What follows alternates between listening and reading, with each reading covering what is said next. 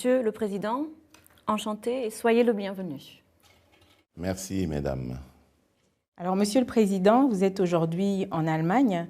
Comment est-ce que vous comptez intensifier les relations entre la République démocratique du Congo et l'Allemagne?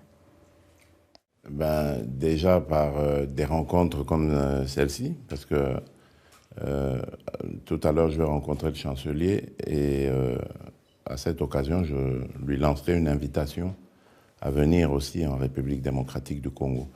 Ce serait une grande première pour l'Allemagne parce que de toute l'histoire de notre pays, il n'y a jamais eu de chancelier allemand. Et donc, c'est une chose. Et la seconde, c'est dans les discussions, en présentant les opportunités qu'il y a en République démocratique du Congo d'investissement et les atouts qu'a mon pays par rapport aux réponses à donner aux questions que le monde se pose actuellement, par exemple sur le réchauffement climatique, sur la transition énergétique. Donc voilà, je pense qu'avec ça, je susciterai suffisamment d'intérêt pour attirer le monde des affaires allemand à venir en République démocratique du Congo. Justement, le gouvernement allemand s'est montré favorable déjà à ce que la RDC puisse plus profiter d'investissements privés. Qu'est-ce que vous envisagez et imaginez précisément, vous? Ce que j'envisage, c'est une coopération, par exemple, dans ce dont nous avons grandement besoin, c'est-à-dire déjà les infrastructures.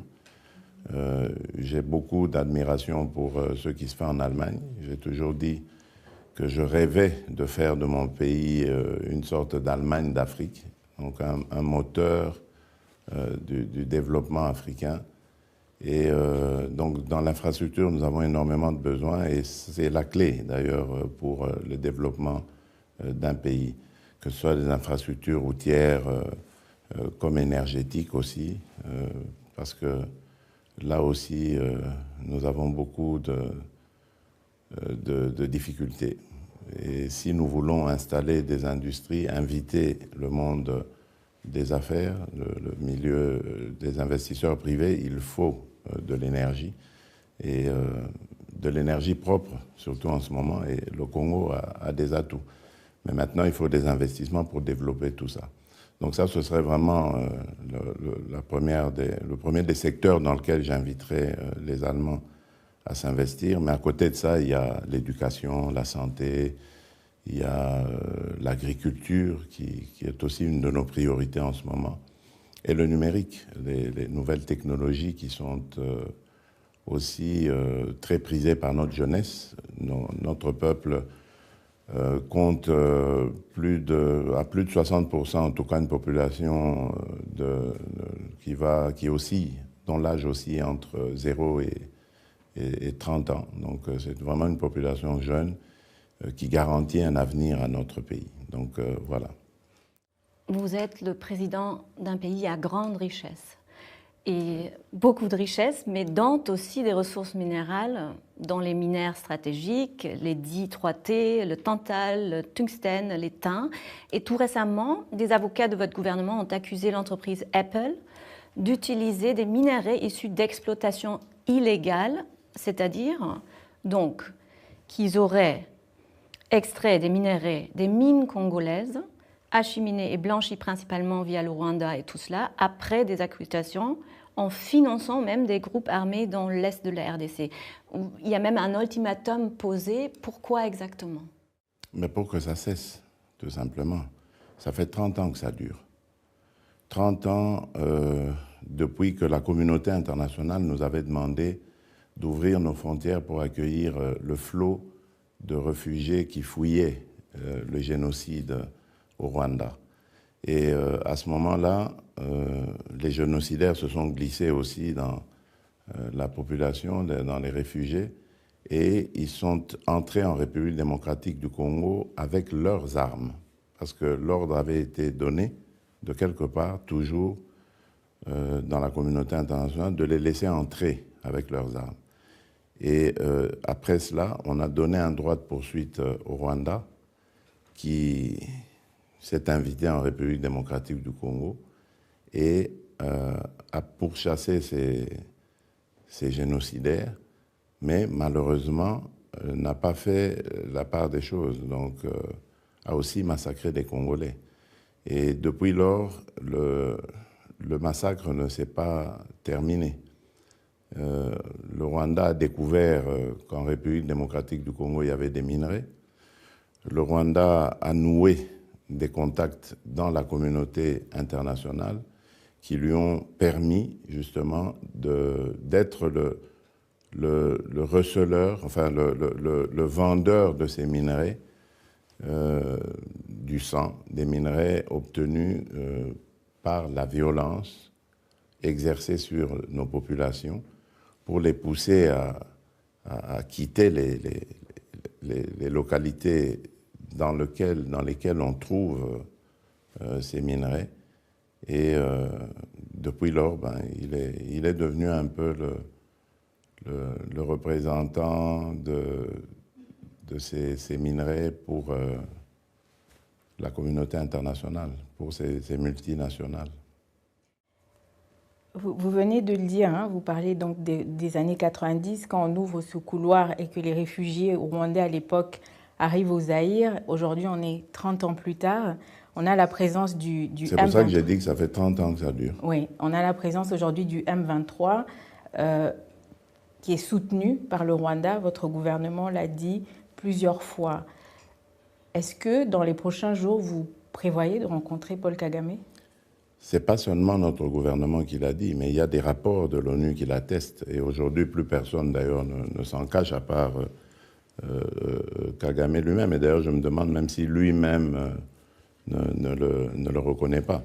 Donc, c'est clair, nous sommes agressés par le Rwanda qui maquille cette agression en brandissant comme ça des supplétifs qui s'appellent le M23, faisant croire que ce sont des Congolais qui ont des revendications, alors que ce n'est pas vrai. C'est un prétexte, une raison pour attaquer la RDC, piller la RDC et essayer de masquer évidemment tout cela par des prétextes fallacieux. Alors pour répondre à votre question, il y a actuellement une initiative qui est prise par le président angolais, João Lourenço, qui a été désigné d'ailleurs médiateur dans ce conflit par l'Union africaine, qui a pris déjà à plusieurs reprises des initiatives allant dans le sens de la paix, mais qui ont tous été sabotées, par Kagame et son régime. Donc nous pensons que nous sommes vraiment dans le dernier virage. Il y a maintenant une tentative que nous estimons être de la dernière chance. Et moi, comme je l'ai dit, je veux donner la chance à la paix le plus possible. Mais évidemment, ce n'est pas une faiblesse et nous n'allons pas toujours rester patients comme ça et en souhaitant la paix. En décembre, vous étiez plus incisif. En décembre, vous étiez plus incisif. Vous disiez, à la moindre escarmouche, on va attaquer le Rwanda. Tout à fait. Je ne le dément pas, mais j'ai quand même entendu raison. Vous savez, lorsque j'ai haussé le ton à ce niveau-là, les partenaires de mon pays sont venus me voir. Ils m'ont proposé justement ce schéma auquel je fais allusion. Et j'ai bien voulu leur accorder, évidemment, cette chance aussi d'essayer pour la dernière fois quelque chose. C'est ce qui se passe en ce moment. Nous allons voir ce que ça va donner. C'est-à-dire que vous êtes toujours prêt, comme il a été convenu, à rencontrer Paul Kagame. Mais j'ai toujours dit que je ne rencontrerai jamais le M23 parce que c'est justement, comme je l'ai dit, comment je peux expliquer ça, une chose factice. C'est une coquille vide qu'on a fabriquée pour justement justifier l'agression contre mon pays, de la RDC, mais qu'en réalité, le vrai agresseur, le vrai criminel, c'est Paul Kagame. Et je veux le rencontrer, non pas pour le supplier ou pour négocier quoi que ce soit avec lui. C'est pour lui demander et lui dire clairement, les yeux dans les yeux, que c'est un criminel, que ça suffit maintenant, son petit jeu est connu de tout le monde, ça suffit ce qu'il a fait à mon pays et à mon peuple, et qu'il est temps qu'il quitte le territoire, le sol de mon pays. C'est ce que je veux obtenir de lui, mais en le lui disant en face, parce que par presse interposée, parfois, ça n'a peut-être pas la même portée. Et comme vous avez mentionné les entreprises multinationales, Apple, mais peut-être aussi d'autres, qu'est-ce que vous attendez d'eux dans tout ça? Peut-être d'autres, sûrement d'autres. Lesquels? Oh, mais vous le saurez, les enquêtes continuent, hein. Nous avons engagé un bureau qui est très, très réputé et très efficace. Vous aurez tous les détails. Je crois que vous avez déjà vu une bonne partie du dossier qui détaille un peu ce commerce macabre, ce trafic illicite de nos minerais. Et la chose la plus grave, c'est que ces minerais sont extraits dans le sous-sol congolais, au prix du sang, comme je l'ai dit, en exerçant de la violence, de la terreur pour faire fuir les populations qui vivent dans ces localités. Et ensuite, ils sont transportés par des sentiers, via des motos, jusqu'au Rwanda.